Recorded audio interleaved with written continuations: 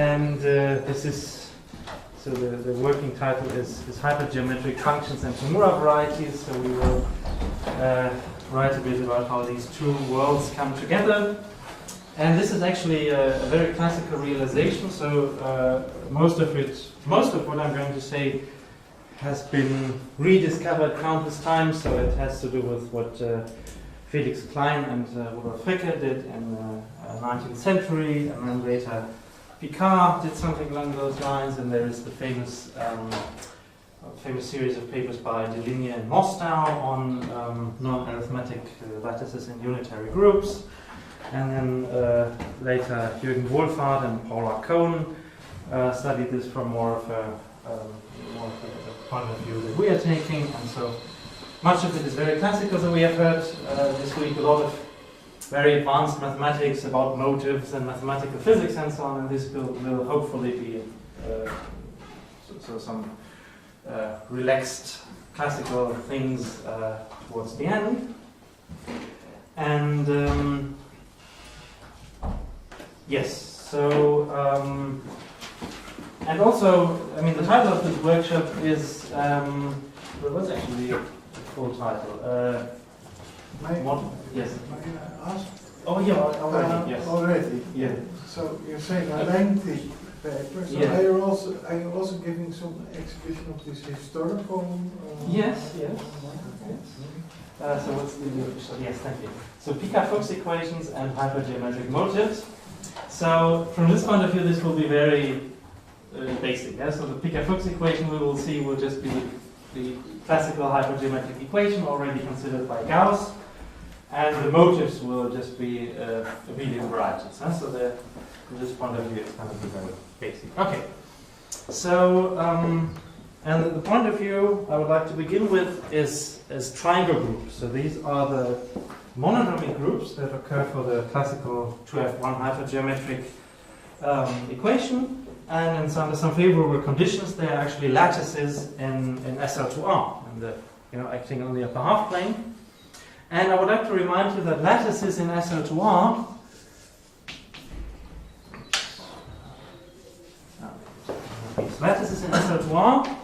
fall in different categories.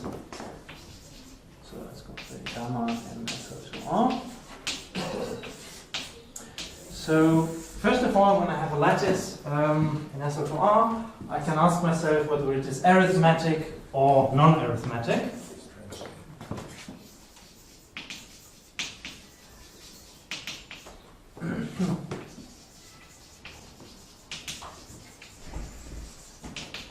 And well, there is a technical definition, and in case you don't know this, so a classical example of an arithmetic lattice would be SL2Z or anything commensurable to it.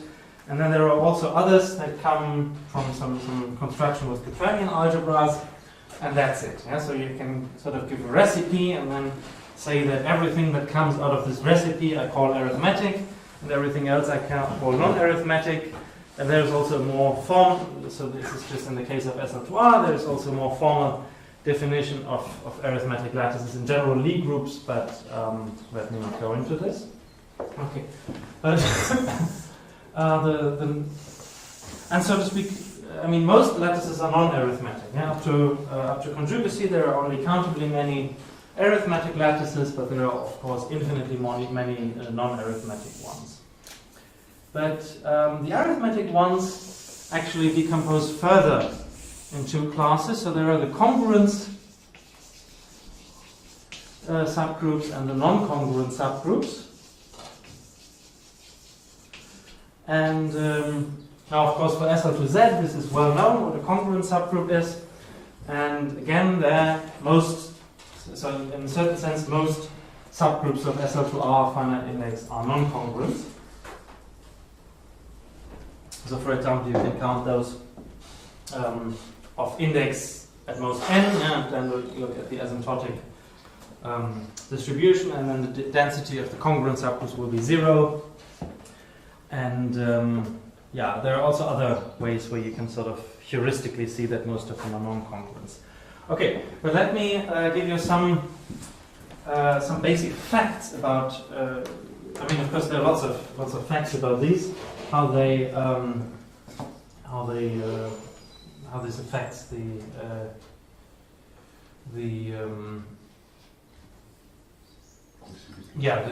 specificities of these types. So let me just mention three aspects that may be most interesting to people here. So first of all, if I have such a lattice, SO2R a lattice, then of course this acts on the upper half plane in the usual way, and I can consider the quotient.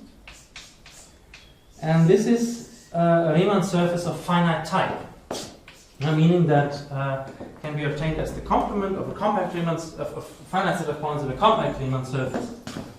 So I can actually identify it with a smooth algebraic curve, maybe affine, maybe projective. So smooth algebraic curve over C. Okay. And now let's look at so this is an algebraic curve, and of course it can be defined over a smaller field than C, or a finitely generated subfield of C.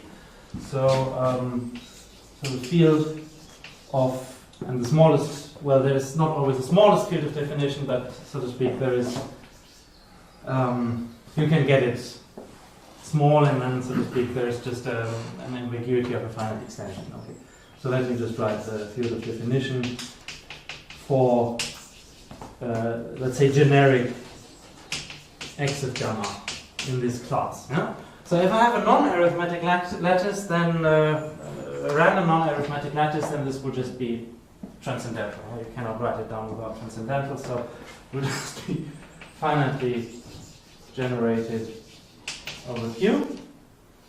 And now if I have an arithmetic lattice, then I can always write this, I can always get this as a non-congruent subgroup over a number field. But in general, I cannot say much about the number field. So if I look at an arbitrary non-congruent subgroup of SO to Z, the number field can be anything. But if I have a congruent subgroup, then this is the situation is much different, because then I have a very nice moduli, or well, not in all cases, but the whole mechanism of Shimura varieties tells me that I can always define it over an abelian extension of the field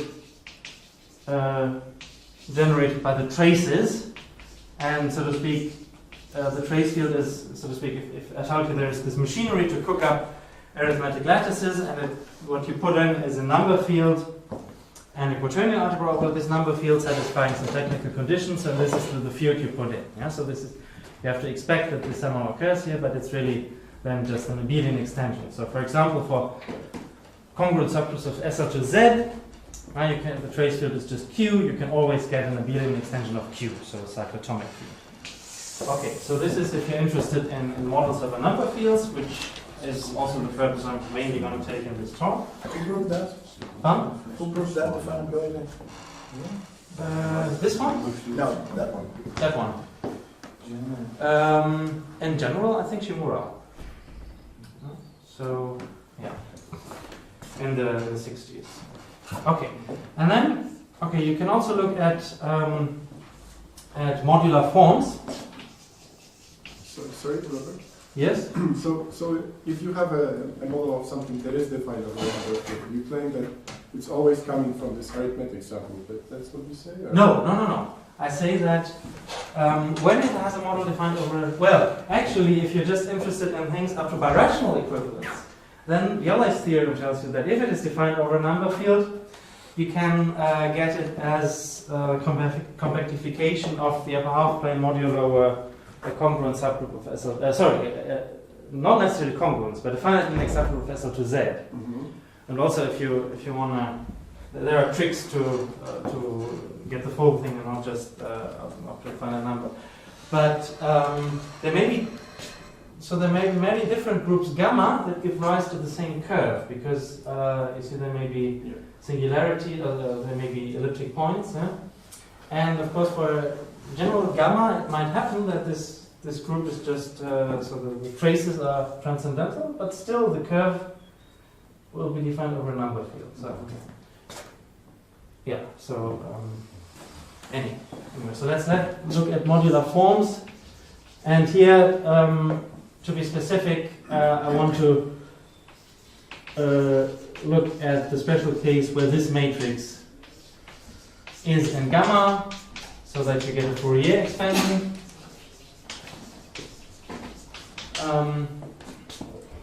Yeah. So if I have a non-arithmetic lattice, and if I look at the Fourier expansion of modular forms, there's nothing I can say. So this would just be a power series with complex coefficients. And if I have a general non-congruence arithmetic subgroup, then this will have coefficients in a number field. And again, I cannot say much about the number field, and I also cannot say much about the denominators. I mean, of course, what I'm saying is there's always a basis such that, of course, then you can rescale it and get it transcendental. Okay. But you can't say much about the denominators. And here in this case, the denominators are always bounded. Yeah? So if you look at a suitable basis, then the coefficients will actually be in the ring of integers. So again, k is a suitable number field. Yeah. And so one thing people like very much, if they have modular forms to compute with them, to get the whole machinery of scalar representations and so on, is Hacker operators. And now let me maybe go from left to right. So here you have the whole rich classical theory. I mean, let's say it's classical in the sense of SL to Z, but also for other arithmetic groups. For congruent subgroups, there is also a very rich theory of Hacker operators with eigenvalues that can contain a lot of arithmetic information. Okay. Here, you can still look at Hacker operators. There's a lot of them. They make sense, but they don't give you any new information. So to speak, they let's say there's always a way to split the modular forms into those that come from some congruent subgroups and those that are, so to speak, purely non-congruent, and on the purely non-congruent, the Hacker operators are just zero, so they don't tell you anything. They don't tell you anything new. And here, we don't even know how to define them, because to define Hacker operators, you need a lot of other arithmetic, a lot of other groups that are commensurable with your original group, so that you have correspondences between the curves.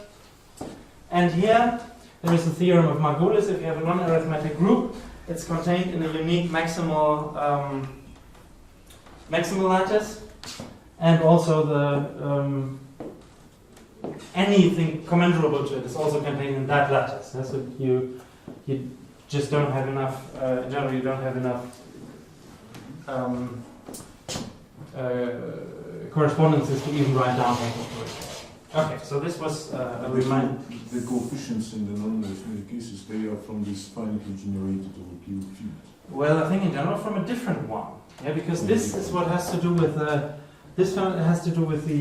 algebraic equations. That also the algebraic equations that the modular form. So there is a connection certainly, because the modular forms satisfy these algebraic equations. They give you the embedding, and also if the fields are so they are related, but I'm not making any statement that one is contained in the other. Okay, so I mean this is very general, but let's look at triangle groups. So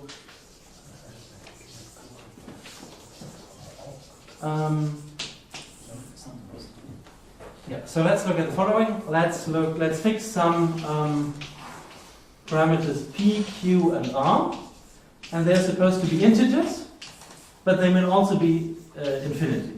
Yeah, and I want the condition 1 over p plus 1 over q plus 1 over r is less than infinity. Of course, if one of them is infinity, I define 1 over infinity to be 0. And then I get an essentially unique, I mean up to isometries, hyperbolic triangle. What is the nature? What is the set? Oh, sorry. Yes. So this is the. So if on the Riemann sphere, there is always a triangle with angles. So if you have angles alpha, beta, gamma, there's always alpha plus beta plus gamma is less or equal than 2. There will always be a triangle with those angles. But in the three classical geometries, so to speak. And if this is less than 1, so I will find exactly one hyperbolic triangle with angles pi over p, pi over q, and pi over r. Okay, so a unique hyperbolic triangle, let's say T. And let me just draw the picture. So we're in a hyperbolic world, so it's curved, so this is T. So this is an angle pi over p, this is an angle pi over q, and this is an angle pi over r. And now I can do the following. I can reflect it along, and these are geodesics in the hyperbolic geometry, so I can reflect it. Now, of course, I've drawn them so that p, q, r look all the same, but anyway, yeah. And I continue to do this. And then I get a pattern. And because I've chosen these things here integrally, yeah, it just happens so that 2r go around this, 2p go around this, 2q around this, so around every edge there will be an even number, and also this gives a complete tessellation. There is no overlapping, and also I can, so to speak, bicolor them in alternately black and white. Yeah? So, and then definition, delta pqr in SL2Z is the stabilizer of this pattern. SL2R. In SL2R, yes, sorry, stabilizer of this pattern. And now you might think, oh, these triangle groups are so special, surely they are all arithmetic. And this is not the case. So there is a theorem by, let me just write this down, then I raise the board for a specific reason, by Takeuchi, also sometime in the 60s, in the 70s, I did not write down the exact date, but anyway, so back then it was very complicated to do this with a computer. Of course, nowadays you can run this in a split fraction of a second or so. So there are exactly 85 arithmetic triangle groups.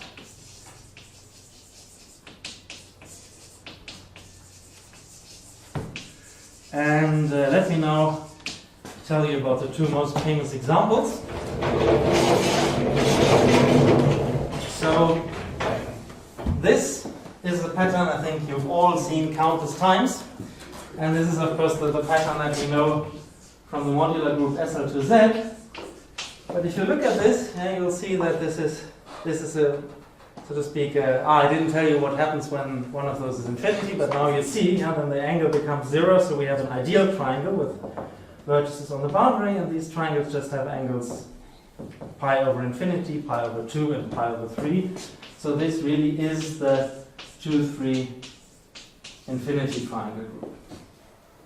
Okay, and another example would be the principal congruent subgroup gamma 2 in SL2Z is the infinity, infinity, infinity triangle group. Okay. And here's another example. This is a co-compact triangle group, which is very famous, which is the 237 triangle group. And so this was studied by Fricke and Klein in great detail. And let me tell you a bit why. So first there is a theorem by Ziegler, which is of course, I mean in a certain sense this was also known to them, but I think in this way formulated it was only by Ziegler, is that delta 237 is the unique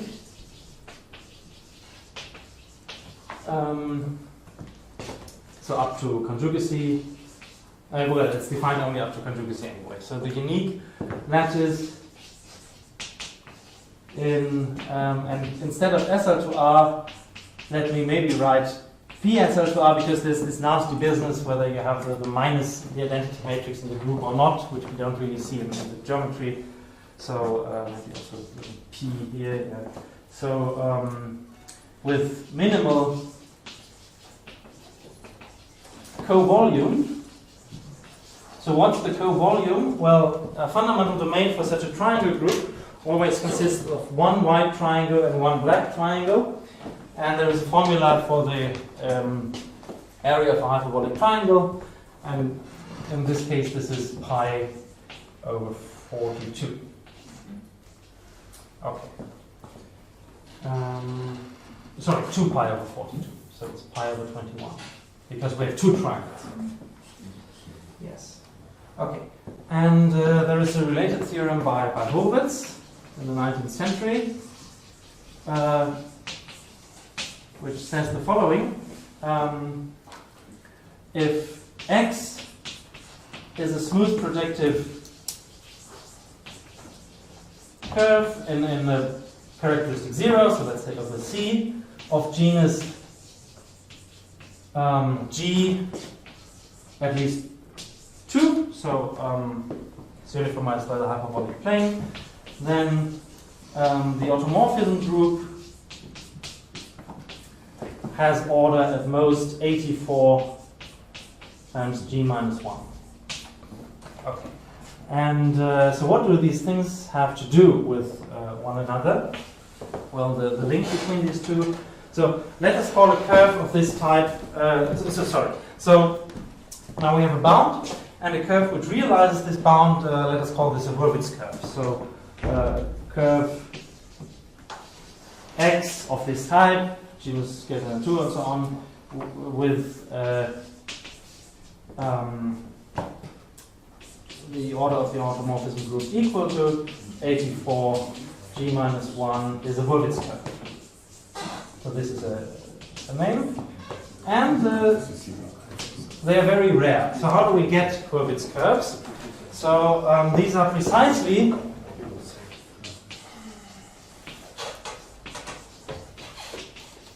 those with the form the upper half plane modular subgroup gamma, and gamma is a normal subgroup of the triangle group delta 237 of finite index. And then, so this is what we call X gamma back then, and then the automorphism group of X of gamma is gamma of delta, this finite group. Okay. And so if we want to construct such curves, we have to find normal subgroups of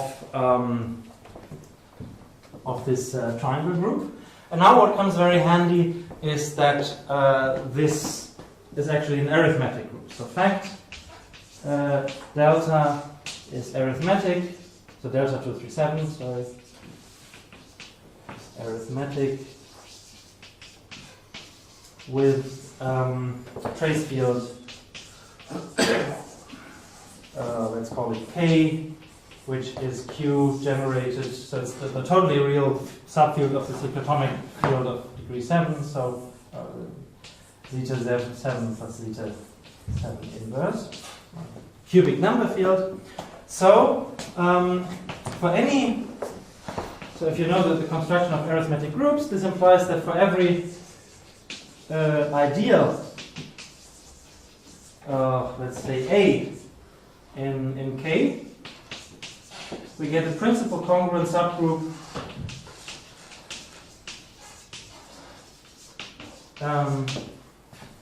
delta, let me just forget the 237 delta A.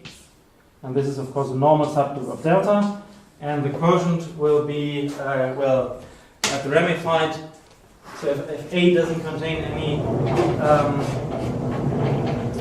of the bad primes, then the quotient will just be SO2 over the finite ring, which is the quotient by this idea. Okay. And just because it's so nice, let me just briefly mention the first two examples. So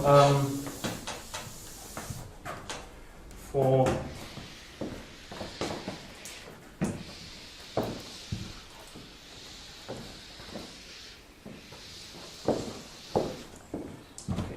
so examples.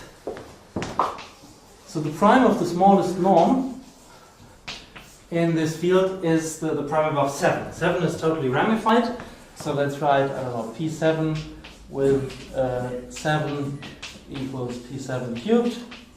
Then the upper half plane modulo delta P7 is a curve of genus 3, which is known as the Klein quartic.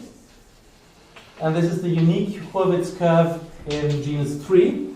And I mean, lots of books have been written about it. There is this beautiful book called The Eightfold Way with lots of essays on the Klein quartic. And it has a very classical equation, which I don't find in my notes, but I think I know by heart. Projective equation is this one. You can all sing it, yes. Z cubed y. I think now I have all the permutations, yes? Okay, so the second example would be the prime 2, which is inert. And this gives you a curve of genus 7. And this is called the Fricke-Macbeth curve.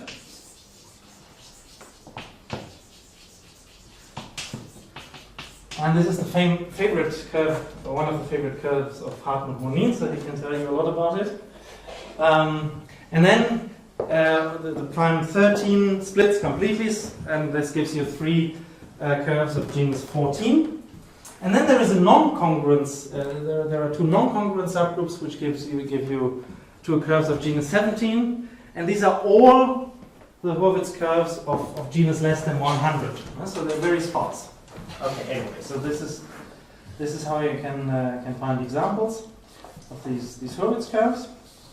And yeah. Okay. So and of course, if you look at this.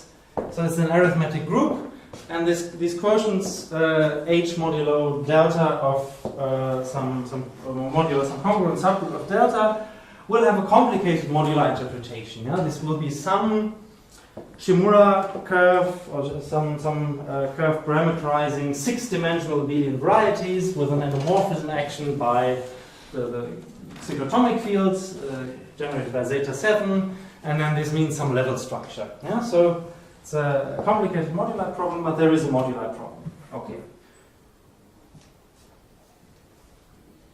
Now, I told you that only finite. So of course we can play the same game for each of those 85 arithmetic triangle groups, and then we always get congruent subgroups and modular problems. Yeah? But what about the other triangle groups? So they are so rigid, so simple that you think.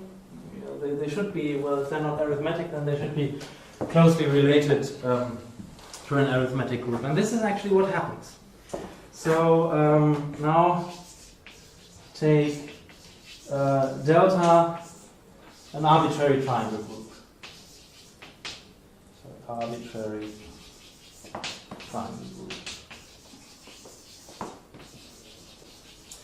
And so to speak, now we cook up a procedure that, so to speak, if the group is arithmetic, then we get back the recipe that actually gave us this arithmetic group. And if it's not arithmetic, then on the way something will go slightly different, but this will also give us a different arithmetic group. Okay, so I said we need a quaternion algebra over a field. So the field will be the trace field. So let's call this F.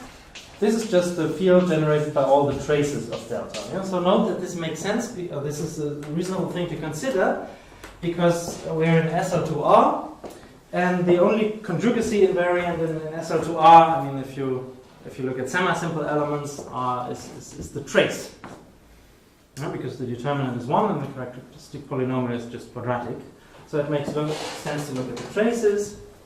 And then, if we had an arithmetic group, it would come from a quaternion algebra over this trace field embedded into the matrix algebra. So let's just very naively do the following thing. So one more fact. So actually, the traces of delta are contained in OF, in the ring of integers. And of course, F is some real subfield of the cyclotomic field. So something generated by the cosines of the angles here, sometimes some subfield. Okay. And now, let's look at quaternion algebra in just a very naive way. So we know that delta is contained in SL2R. So as a set, it's also contained in M2R. So we can look at the subring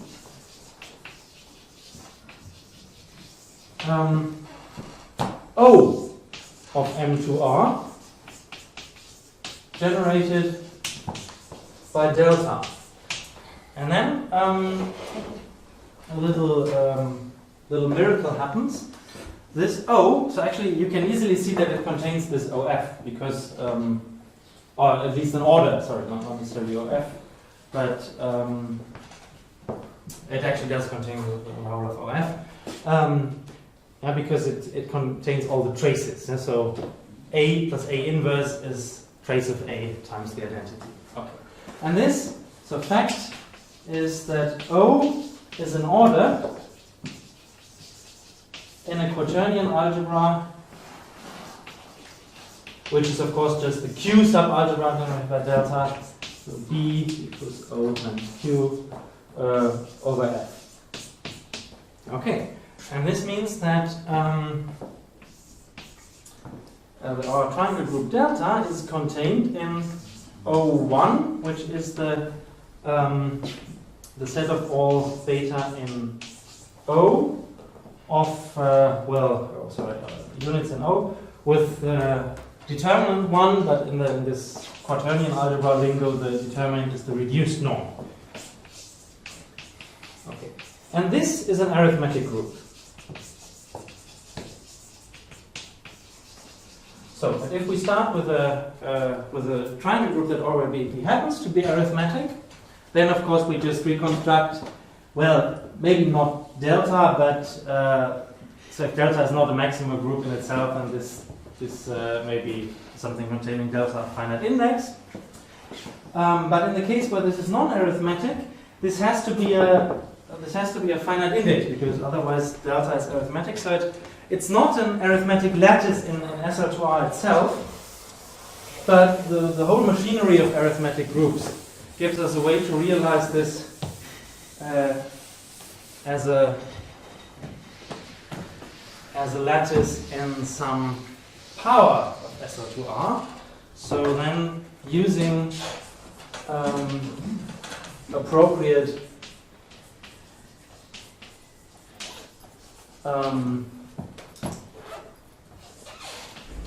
Galois automorphisms of the trace field, we get the following picture.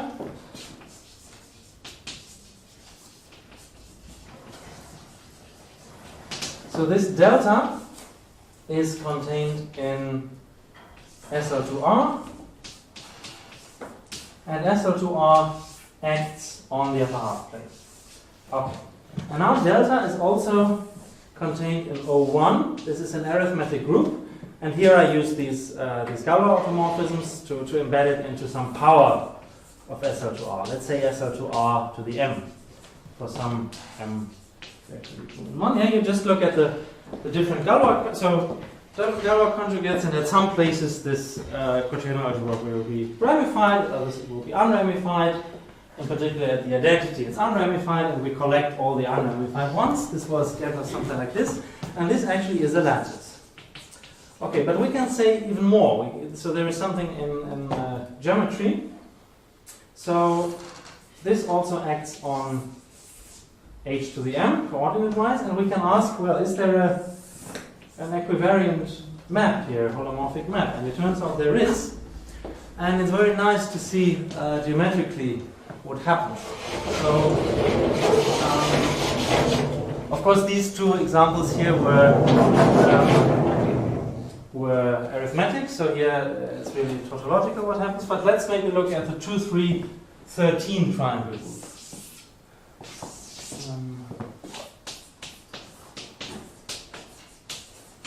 Okay, so this is a triangle, quite a thin triangle, so here's pi over 3, pi over 2, and pi over 13. Yeah, and then you look at the triangle group defined by this, and you look at its Galois conjugates. So it's, and the triangle group is generated by three things: rotation here, and rotation here. And these two rotations have rational traces, so nothing happens to them. But this one has as a trace twice the cosine of pi over 13.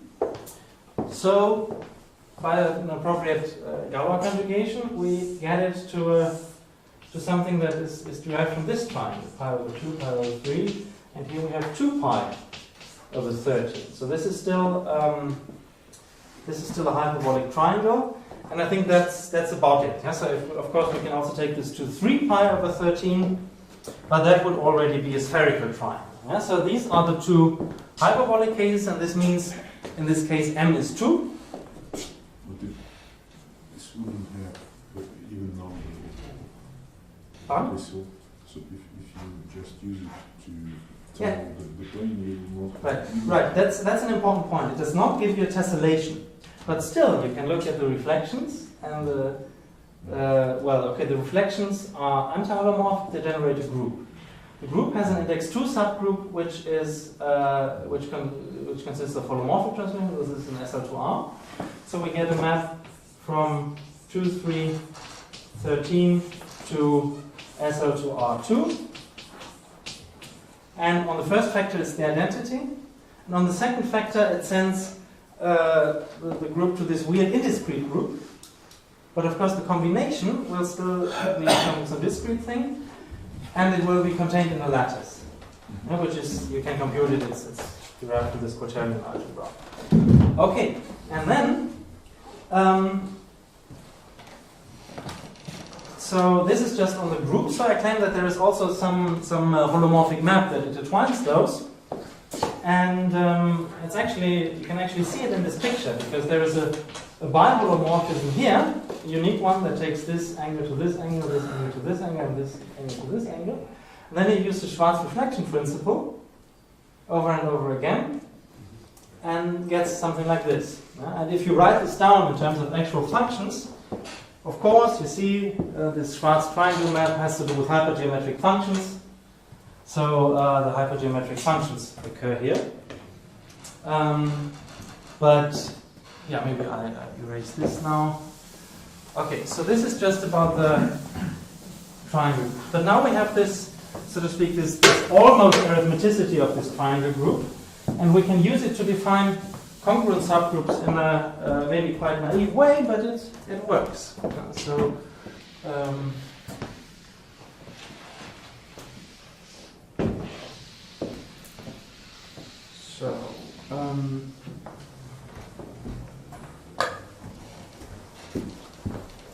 So let me maybe stick to this example. Yeah? So we have a general theory, but as often in this hypergeometric business, there's lots of case distinctions, and this is a nice example where things become simple. So let me just explain it in terms of this example. So we can, so again, so let's look at delta 2, 3, 13. So what's the associated thing? So the field, I think I called it F, yes, will be Q adjoint cosine 2 pi over 13. So that's a number field of degree 6. And B will be a quaternion algebra, which actually you can give all the invariants. So these pictures tell you what happens at the infinite places. So at those two here, it's unramified, and at the other ones, it's ramified. And at all the finite places, it happens to be unramified in this case. Okay. So now, for an ideal, let's call it N in OF, an ideal, can define, so we define a principal congruent subgroup. principal congruent subgroup delta of n should be, well, there is, so delta is a subgroup of this O1, so O1 of n, and so we can just intersect it. It will be a finite index subgroup. It will just be those elements of delta that are, so to speak, congruent to the identity modulo n. Okay, and then we get lots of nice groups, we get lots of nice normal coverings, which are actually value maps, so they correspond to the Descent d'Enfance, H modulo delta n to H modulo delta, which is of course just P1 if you ignore the, so to speak, the static business at the electric points. Okay, and now these are curves which are, so to speak, this is defined by some mixture of so you apply some constructions from arithmetic groups to a group which is not arithmetic. And now the main thing I want to talk about in the remainder of this talk is, so question is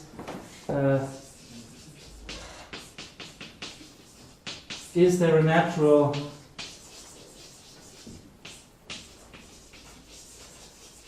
modular interpretation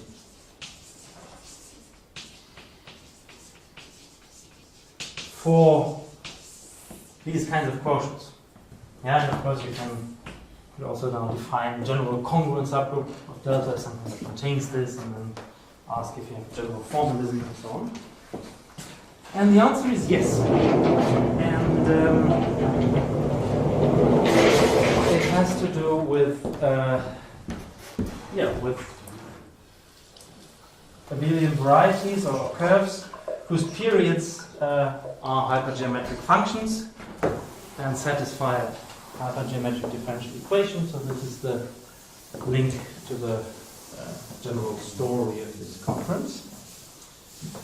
I think this can also go. I mean, of course, this was now completely analytic construction where I used special properties of the hypergeometric functions of the Schwarz triangle maps, but so to speak, if you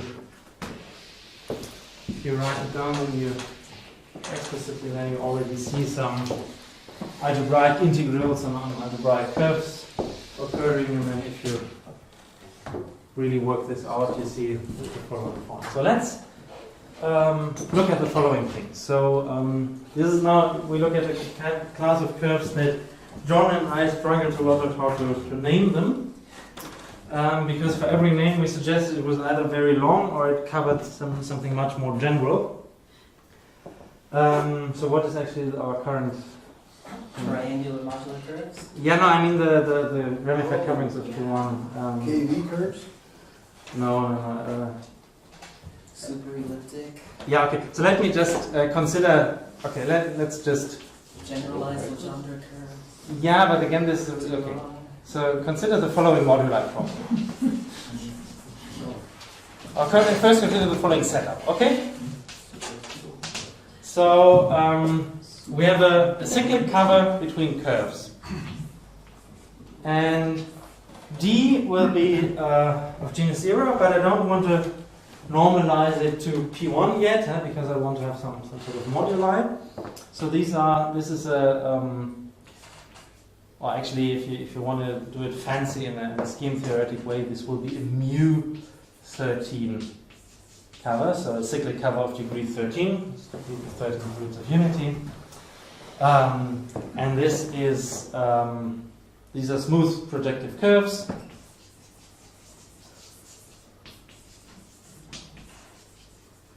And here this has genus 0, and this, in this particular case, has genus 12, I think. So this will follow from the other invariants, but let's just fix it like this. And here I want to fix a particular point, which I suggestively call infinity.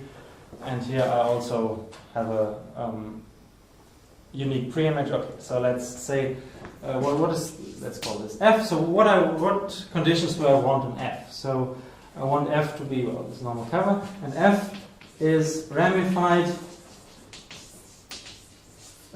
over precisely 4 points of D. Yeah, so here I have the 4 points varying on P1, so the one-dimensional moduli situation, and one of them. At all of them. I think it's called totally ramified. Yeah? So we just have one point in the fiber. Anyway, 13 is a prime, so it's automatic. So one of them is infinity, and on other three, so on the so to speak finite ramification points, which I do not want to order. Yeah, so I just want to consider them as a set, not as a three tuple. So on other three, they're supposed to be the same. So f has the same monodromy. So what I mean by this is, if I have a little, so here is my D, here is the point at infinity, and here are three other points, and here is my C, genus 12. Okay, yeah, and if I have a little, if I walk around here once, I get a permeate, so an element of this transformation group, and similarly here, and those three should be the same, but this one not necessarily. So if we fix all these things, then this means that we can find coordinates such that C has the form y. Oh, sorry. There is one thing I forgot. This is not going to be 13. This is 26. Okay. And here now this becomes a non-trivial condition. Sorry. So y to the 26th power is f of x, and this is a cubic separable polynomial. Okay, and x is then the coordinate on D. Yeah, so, and the group action of mu26 is here on the y. Okay, and now there is a now if I have such a thing, then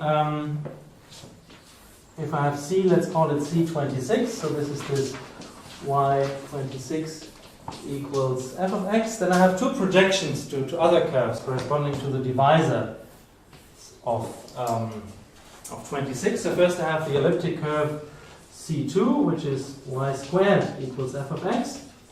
And then I have another curve C13, which is y13 equals f of x. So this has genus 12. So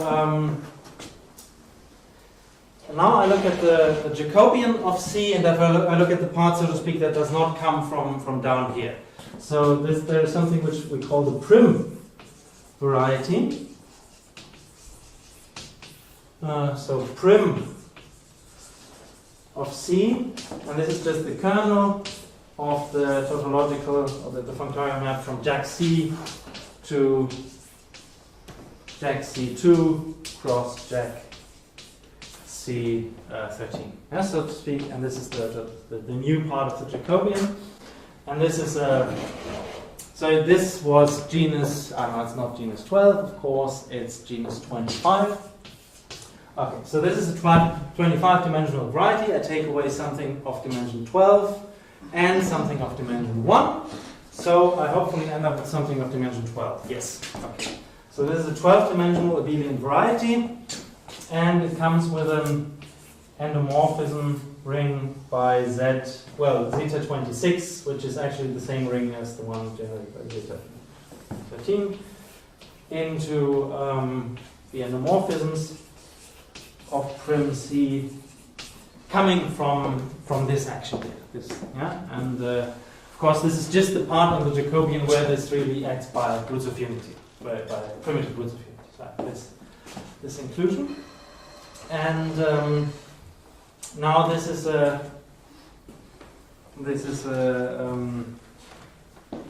abelian variety of dimension 12 with a certain.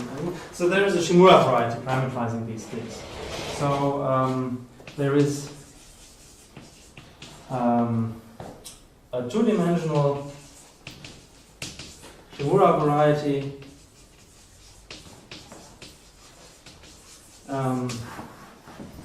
What is the polarization? Well, the polarization is the Jacobian has a natural polarization, Yes, and I just restrict it. yeah, and what is it? Well, I can write down a matrix for you. Do you mean that? Well, it has elementary divisors. Yes, and I think so.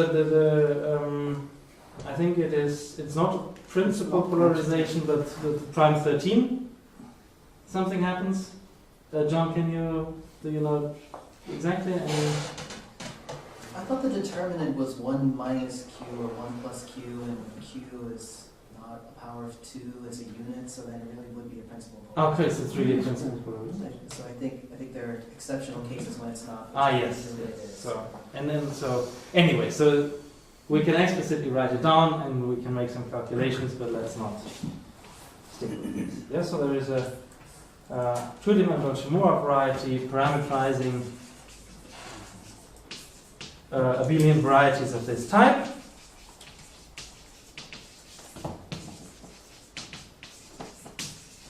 And so in this map, no, it's gone. And now then the map C, or C with all these extra data, goes to the isomorphism class of the Prim variety, gives us a map from H modulo delta 2, 3, 13 to, well, of course you have to, so to speak, think of this as a compactification, so you have to look carefully at what happens here when I go to the boundary. You have to cheat a little bit. I'm going to sweep that and it will work. So anyway, so H2 modulo, I guess. This is the map constructed before analytically. What sort of surface is this? You mean in terms of the classification of surfaces? Yes. I don't know. Do you know, John? What was the question? Yes. Do you have a description of the group gamma? Well, gamma, the description of the group gamma, well, it's the arithmetic group coming from a specifically given quaternion algebra. The geometry. Huh? But I mean the geometry description, like generated by something, not arithmetic description. I don't know this. I mean, John. You mean like the algebraic description in terms of irregularity and genus or something? Yes, that was my question. For the surface? Yeah. Those would be determined by things like the volume, so that they could be Yes. read off of the arithmetic invariance of Mm. the 13. We have not done that computation. But I mean, the description of the group gamma itself, for example, it's torsion free or it has torsion elements. In this case, it has torsion elements because it contains a copy of this. But later, of course, I want to pass to congruent subgroups. And then, of course, for sufficiently high level, this will be torsion free.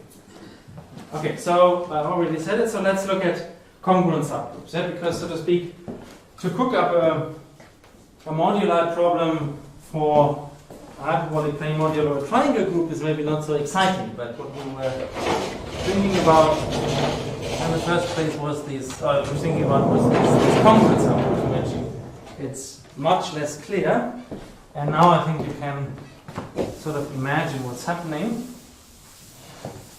So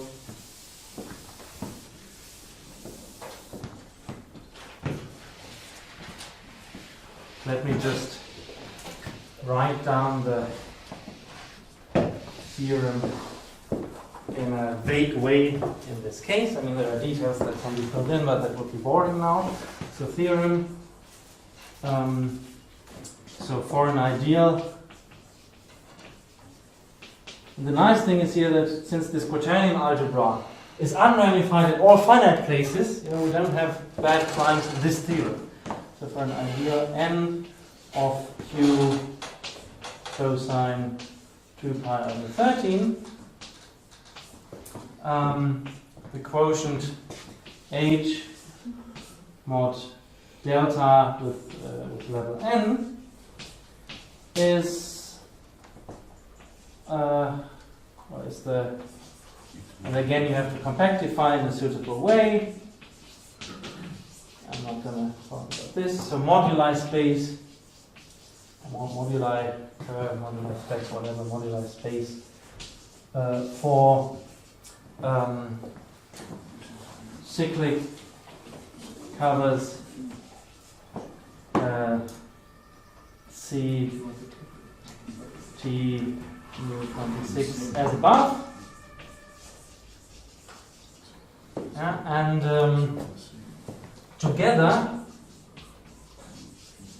with, now naively you might say, well, okay, it's probably some sort of a level n structure on the prim. This is not quite true, because if you look precisely at how this monodromy representation and so on works, there's a little twist by a Galois automorphism. So together with a level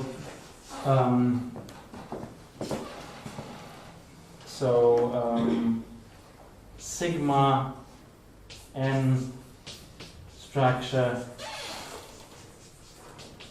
on prim C. So I'm not going to go precisely into what this means, but remember, if you have an elliptic curve, n is a natural integer, then a level n structure will be a symplectic basis for the n torsion points. And of course here you also have torsion points, and this will be a free two-dimensional module over this finite quotient ring, and there is also some pairing, and it's a symplectic basis in some sense. Okay, as you might imagine. I mean, it's boring to go into the details. Okay, where sigma is the Galois automorphism Q theta 13. Yeah, okay, Q with sigma of zeta 13 is zeta 13 to the 7th power, I think. Because then, so I know that sigma of zeta 13 squared is sigma zeta 13, so that would be, yes, okay, good. Okay, so this is just a calculation that you have to make. And okay, so this is one of the results, and of course, in general, you have to make a lot of case distinctions and so on, but there is a general theorem along these lines. So if you look at PQR triangle group, then you can define a level n congruent subgroup for principal congruent subgroup for n in a suitable number field, and there will be a modular interpretation as cyclic covers of P1 ramified at 4 points with certain combinatorics, and a level structure of this kind on the primitive part of the Jacobian. Okay, and this is where I think I should stop, so thank you very much for that.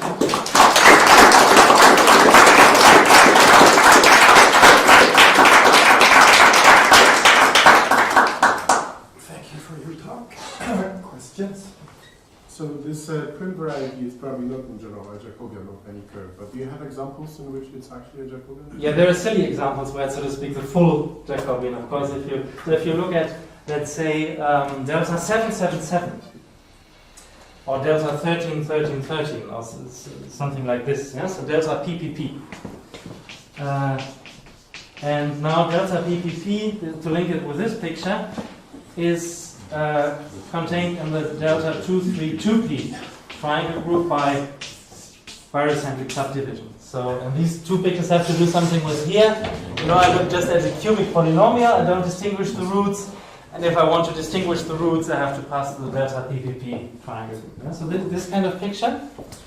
And then this has to do with curves of the form y to the pth power is, let's say, x1 minus x 1 minus dx. This is typical hypergeometric picture. And then, of course, the Prim variety is the full Jacobian. Yeah. So what are the eigenvalues of this tangent space, or the characters? The characters. Okay, so let me. Is it irreducible, or this Prim, in this example? Yes, for the generic file, it's irreducible. Yeah. So it's, so to speak, at the ramified places there is. There is a certain. The embeddings of this thing fall into pairs by complex conjugation, and always each pair has, so to speak, a two-dimensional thing to fill out, and at those where it's ramified, it's just one of them that occurs twice, and one of them that occurs 0 times. So you have a unitary group U2, which is compact, and at the other places you have U11, so you have one which occurs once and one which occurs twice.